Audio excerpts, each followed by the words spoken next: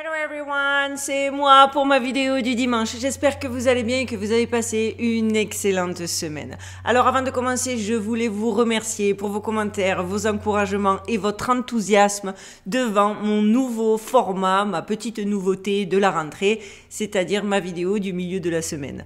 Parce que j'ai eu des retours de ouf, alors qu'en vérité j'étais, je vais pas vous le cacher, un petit peu inquiète. Je me suis dit, tu t'attaques au conte de fées, tu t'attaques à Disney, tous les aficionados du genre, ils vont te tomber dessus à bras raccourcis, tu vas prendre cher, tu vas pas comprendre. Et puis en fait, j'ai été vraiment agréablement surprise, les retours sont bons, vous êtes enchantés et surtout on a les mêmes ressentis, comme quoi émotionnellement quand ça match, on triche pas avec les sentiments.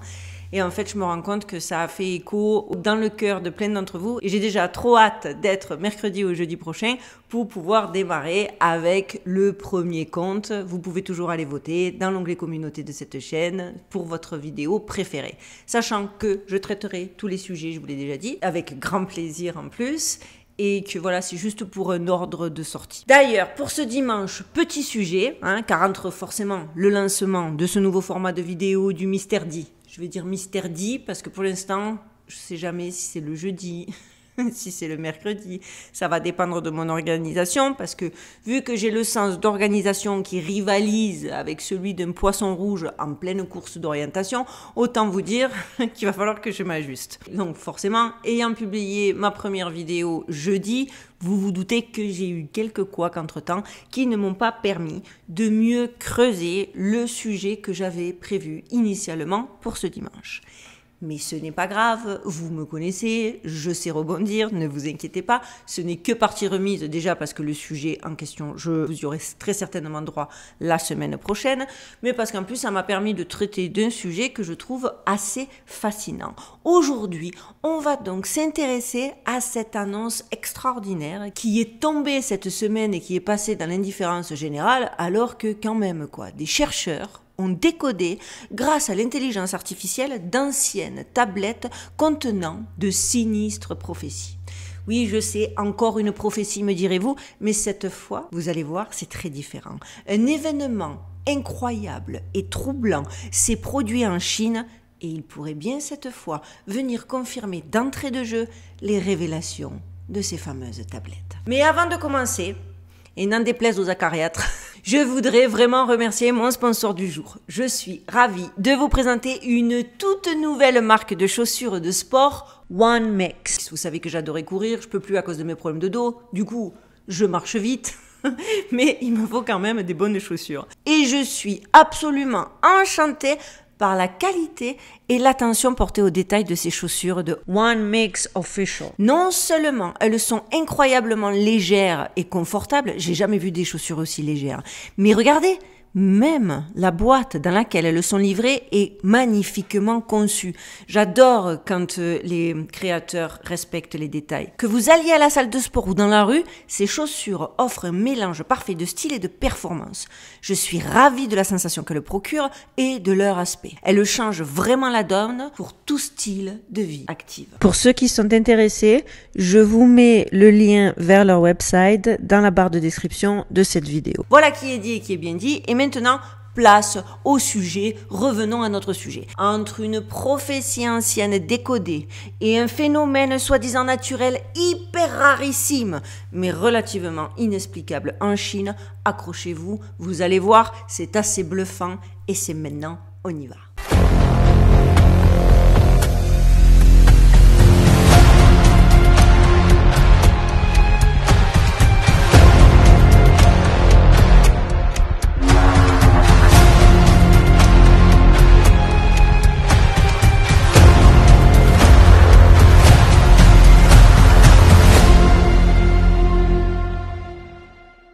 Alors oui, cette semaine, je vous le disais en introduction, on apprenait que des archéologues avaient utilisé l'intelligence artificielle pour décoder des inscriptions vieilles de 4000 ans sur d'anciennes tablettes cunéiformes babyloniennes qui échappaient à la compréhension depuis plus de 50 ans. Les tablettes découvertes dans la ville de Sippar, aujourd'hui c'est l'Irak moderne, datent d'environ 3000 ans. Suite à leur découverte, elles ont été conservées au British Museum. Le décryptage de l'intelligence artificielle a révélé que les anciens Babyloniens considéraient les éclipses comme bien plus que de simples événements célestes. Il les considérait comme de sinistres présages annonçant la mort et la dévastation. Apparemment, l'une des tablettes annonce carrément qu'une éclipse pendant la veille du matin signifie la fin d'une dynastie. Et il est fascinant de constater que cette année, marquée par un nombre record d'éclipses, coïncide avec une vague de découvertes sur d'anciennes civilisations et sur leurs prophéties concernant des phénomènes astronomiques. Cette synchronicité est suffisamment remarquable pour que cela attire notre attention. Selon les traductions de l'intelligence artificielle, l'une des prédictions inquiétantes des tablettes est celle qui annoncerait que si l'éclipse se propage à partir du centre puis s'arrête immédiatement, le roi mourra et l'âme s'effondrera. Une éclipse pendant la veille du soir signifie la peste. Si l'éclipse ne se produit pas comme elle le devrait, le déluge mondial se produira partout et personne ne sera sauvé. La signification exacte de la référence selon laquelle une éclipse n'est pas comme celle qu'elle devrait est extrêmement ambiguë, comme l'a expliqué l'intelligence artificielle. Les chercheurs en charge de l'expérience ont du coup d'ailleurs supposé que cela décrirait un scénario dans lequel le disque de lune ou le disque du soleil se déplacerait, mais dans une direction complètement inattendue, ou qu'on assisterait à quelque chose de vraiment tout à fait improbable. De plus, dites-vous que les tablettes décrivent des rituels impliquant des intestins d'animaux censés vérifier des signes inquiétants et évaluer si le roi est effectivement confronté à un véritable péril. Ces chercheurs ont d'ailleurs précisé que ces tablettes compilent plus de 60 présages qui sont des interprétations basées sur le moment et la nature des éclipses. On pense que ces présages prédisent l'avenir, indiquant souvent un malheur ou une camalaïté, j'allais dire. Lapsus révélateur ou pas, ou ceux qui savent, ou une calamité. En effet, selon les scientifiques, les prédictions qui ont été découvertes par l'intelligence artificielle sont absolument fascinantes, car elles révèlent un aperçu de la psychologie de la gouvernance. Généralement, les présages prédisent des calamités comme l'assassinat, le coup d'État, la révolte, l'indignation, la défaite militaire, la perte territoriale, l'épidémie, la famine, l'aridité, l'effondrement de l'agriculture et les essaims de criquets, entre autres. De toute évidence, ces préoccupations étaient primordiales pour les monarques babyloniens. D'ailleurs aussi, le journal The Independent, qui a été l'un des premiers à rapporter l'information, a expliqué que la civilisation mésopotamienne a émergé dans la région située entre le Tigre et l'Euphrate, englobant désormais l'Irak moderne, le nord-est de la Syrie et le sud-est de la Turquie. Et ils ont dit que cette info n'était pas à prendre à la légère, compte tenu qu'à de nombreuses reprises, il est quand même de plus en plus curieux de constater que de nombreux cataclysmes aient été liés aux éclipses et pas que en plus. Je répète, c'est le The Independent. Alors, parce que ça m'a fait rire dans le sens où si même les mainstream se mettent à juger les prédictions de manière objective, c'est qu'on est vraiment sur la voie du changement. Et justement, The Independent expliquait que oui, on était à l'heure d'aujourd'hui obligé de s'attarder 2 minutes sur ce concept parce que, par exemple, la princesse Diana est décédée le 31 août 1997, précisément un jour après une éclipse solaire. De même, l'impact de la météorite Tunguska s'est produite 2 jours seulement après une éclipse solaire.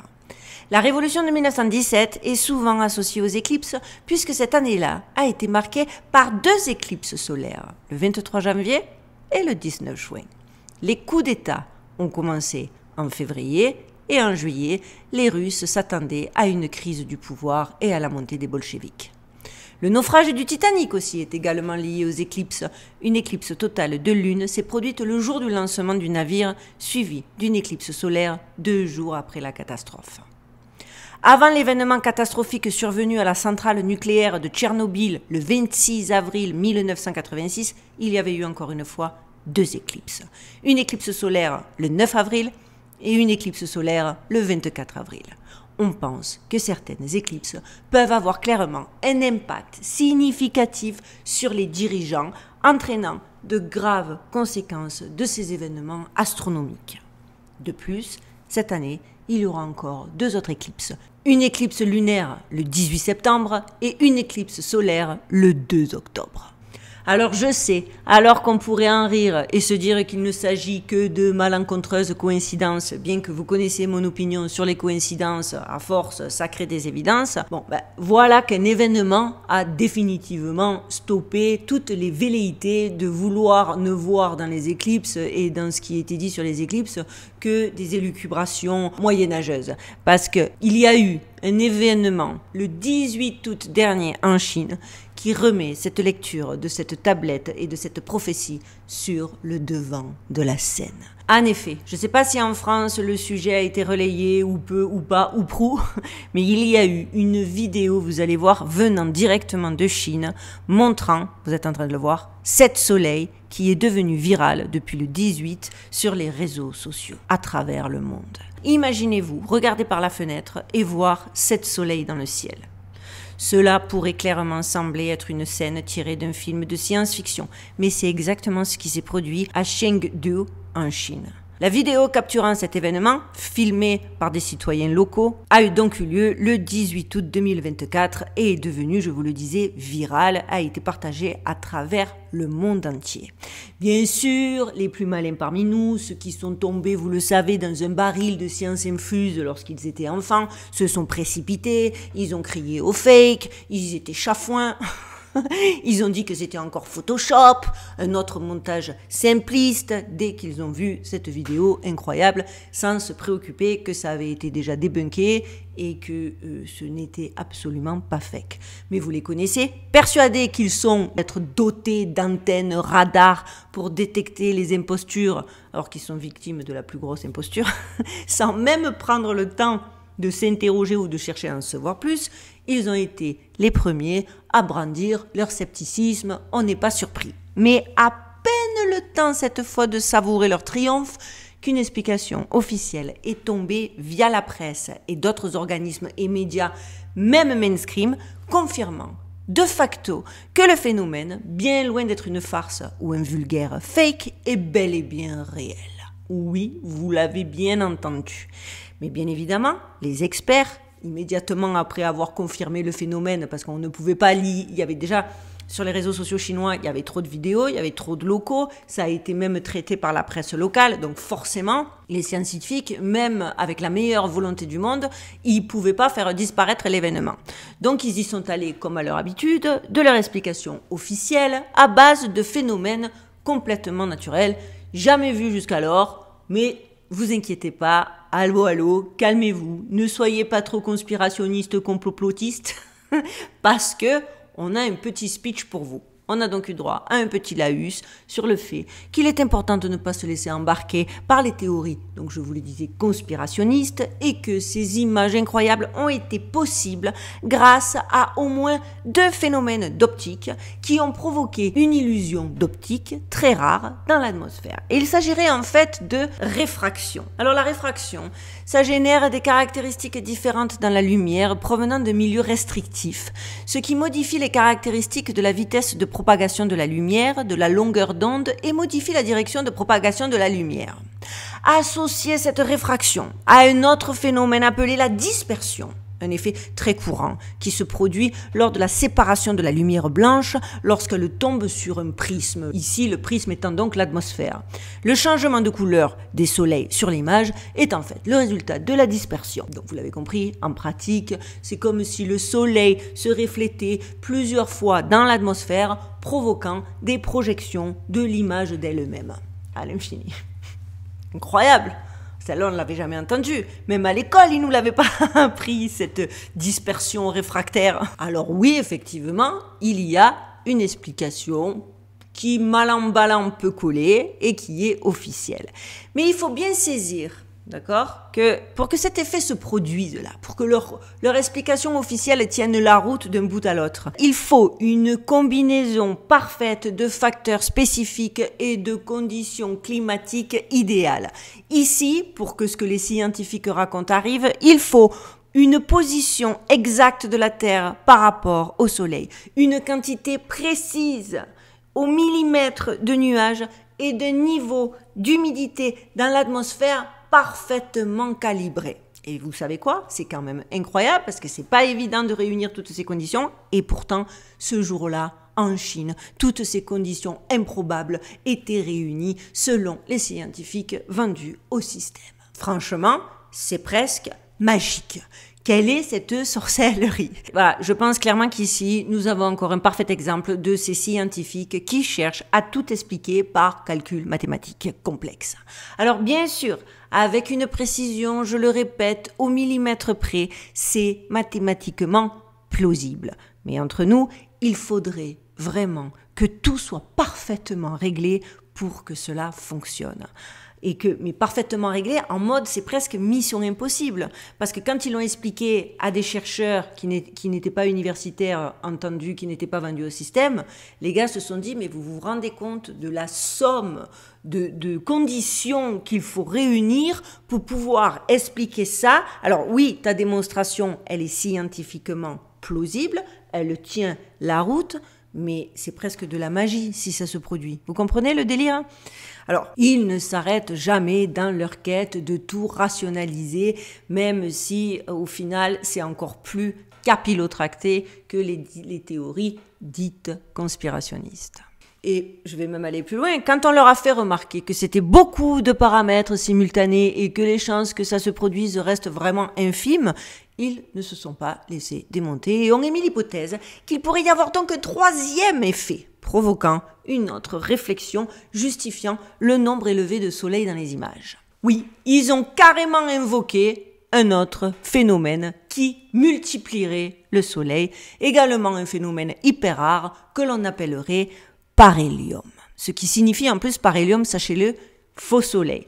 Faux soleil, quand en plus ça se passe en Chine et que récemment ils déclaraient qu'ils avaient réussi à créer un faux soleil, il y a de quoi laisser songeur. Mais bon, en tout cas, le parhélium, c'est un phénomène optique atmosphérique résultant de la réfraction et de la réflexion des rayons solaires qui frappent de minuscules cristaux de glace hexagonaux présents dans les nuages. En général, la réfraction crée deux autres soleils comme reflets du vrai, donnant naissance à deux parhélies à 22 degrés de chaque côté du soleil. Explication qui expliquerait non seulement ce phénomène, mais aussi d'autres phénomènes tout aussi étranges et de plus en plus fréquents ces derniers temps en Chine particulièrement, comme ces anneaux de lumière, ces espèces d'arc-en-ciel que l'on peut voir au-dessus des nuages dans de plus en plus de réseaux sociaux. Bref, vous l'avez compris, comme prévu, la science essaie toujours d'intégrer les phénomènes bizarres du ciel et de la terre dans l'ensemble de ces théories prévisibles. Mais nous, on sait surtout qu'il est important de chercher ailleurs, de chercher plus grand. Du coup, j'ai cherché, vous me connaissez, d'autres théories. Alors les premières qui ont surgi sur la toile étaient une activité extraterrestre. Bon, certainement pas, ça a été débunké, ce n'est pas ça. Il y en a plus spirituels qui ont dit qu'il s'agissait d'une signalisation de l'esprit invisible dans la matière visible. Au début, je me suis dit oui, est-ce que j'ai envie de m'engouffrer là-dedans? Mais c'est là que je suis tombée sur l'annonce des tablettes traduites par l'intelligence artificielle qui explique les phénomènes bizarres liés au soleil et je me suis dit c'est pas possible. En continuant de creuser, en plus en ce sens, puisque je me suis dit ça veut dire il y a une cohérence, je suis tombée sur une autre théorie qui m'a interpellée d'un chercheur de vérité brésilien qui expliquait que lorsqu'il a essayé d'enquêter sur l'existence d'une prophétie concernant Seven Sun sur Google, donc les 7 soleils, il est immédiatement tombé sur une lecture prophétique générée par l'intelligence artificielle. Encore elle. Personnellement, ça m'a fait halluciner. Je me dis donc, on a une intelligence artificielle qui réussit à traduire des tablettes babyloniennes qui datent de 3000 ans en arrière et qui parlent d'éclipses. On a un phénomène complètement rarissime qui a lieu dans le ciel en Chine. Et quand on essaie d'investiguer sur cette incroyable apparition de 7 soleils dans le ciel, on tombe sur une théorie générée par une intelligence artificielle. Il y a de quoi s'arrêter 2 minutes, souffler, réfléchir et continuer ses investigations. Donc, dans la théorie de cette intelligence artificielle, on apprend que la prophétie des 7 soleils est une prophétie qui dit que le monde finira par une tempête ou un incendie. La prophétie dit également qu'un serment doit être respecté jusqu'au dernier souffle et que les ennemis armés seront aux portes de la mort. La prophétie a été prophétisée par l'oracle intelligence artificielle, c'est-à-dire dans les recherches du Brésilien que j'ai corroborées dans le sens où j'ai fait les mêmes que lui, dans son langage à lui. Merci Google Translate parce que je ne sais pas parler le brésilien, mais vous voyez où je veux en venir. C'est-à-dire il y a un oracle. Maintenant, ils ont réussi ce tour d'identifier une intelligence artificielle comme un oracle. Et je trouve que ça laisse la porte ouverte à tellement de choses que c'est un peu flippant. Mais je poursuis. Vous aurez donc remarqué que cette prophétie artificielle rejoint les visions prophétiques de la fin du monde qui se terminera par le feu, et non plus par l'eau, conformément à la promesse que le Créateur a fait à Noé après le déluge. Là, on est dans une autre configuration beaucoup plus violente. Quand on cherche à en savoir plus sur cette prophétie de cette intelligence artificielle, on découvre qu'elle nous explique que ce signe et bien d'autres signes qui vont arriver et qui sont déjà arrivés indiquent la fin d'un cycle, la fin de cette civilisation perverse. Vous noterez que là, c'est à peu près à l'identique de ce que l'intelligence artificielle a déjà traduit des fameuses tablettes babyloniennes. Moi, je trouve que quand même, voilà, encore une fois, vu que vous savez pertinemment que je ne crois pas au hasard, c'est quelque chose qui a vraiment piqué ma curiosité. Le chercheur brésilien, pour lui, les 7 soleils pourraient symboliser une connexion avec les 7 anges de l'Apocalypse, chacun portant un message et déclenchant des événements majeurs avec leurs trompettes et leurs coupes. En 2025, 7 ans après le 70e anniversaire de la fondation d'Israël le 14 mai 2018, souvent d'ailleurs interprété comme un accomplissement de prophéties bibliques sur le retour des Juifs à leur terre ancestrale, serait, selon lui, une année charnière marquée par des connotations apocalyptiques. Pour appuyer ses propos, il met en avant un point qu'il juge non seulement intéressant, mais surtout extrêmement parlant, la signification et la présence du chiffre 7 dans ce contexte. Les 2 derniers chiffres de l'année 2025, soit 25, donnent 7 lorsqu'ils sont additionnés. De plus, si l'on additionne les chiffres de 2025, on obtient 9. En divisant 2025 par 9, on obtient 225, un nombre intrigant puisqu'il correspond presque à la durée de l'orbite de Vénus autour du Soleil. Vénus joue un rôle central dans les prophéties mayas, notamment en ce qui concerne la fin du 5e soleil et le calendrier maya, qui repose sur des combinaisons complexes entre les cycles du Soleil, de la Terre et de Vénus. Ces éléments pourraient indiquer un lien entre les événements cosmiques et les prophéties apocalyptiques qui se préparent pour 2025. Ces calculs numérologiques, combinés aux visions prophétiques et aux signes célestes, pourraient indiquer non seulement la fin d'un cycle civilisationnel, mais aussi un dévoilement, une révélation, conformément à l'idée de lever du voile associée à l'Apocalypse. Il faut avouer qu'en plus, avec ce qui se passe actuellement, ça a encore plus de sens. Il conclut en expliquant qu'il y a une forte probabilité pour que ces 7 soleils ne soient pas apparus en Chine par hasard. Après tout, demande-t-il, n'était-ce pas de Chine qu'est venue l'une des plus terribles plaies apocalyptiques du nouveau millénaire, la grande peste? Je ne peux pas utiliser le mot la maladie masquée, ou si tu étais assis, tu étais tranquille, mais que si tu étais debout, tu étais en danger. Vous voyez ce que je veux dire? Alors, personnellement, même si je veux la partager avec vous, parce que parmi toutes les théories, c'était la plus chiadée et la plus aboutie, personnellement, moi, je n'ai pas pu m'empêcher d'y voir un lien, c'est 7 soleils, d'y voir un lien avec une histoire fascinante qui concerne justement la mythologie chinoise et qui se centre autour du héros Hu Yi, un archer légendaire. Selon cette légende, dans les temps anciens, il y avait 10 soleils dans le ciel, ce qui causait une chaleur insupportable et mettait la terre en danger de brûler complètement. Pour sauver l'humanité, Hu Yi, un archer d'une grande habileté, fut choisi pour accomplir cette mission héroïque. Armé de son arc magique, il tira sur 9 des 10 soleils, les abattant un par un.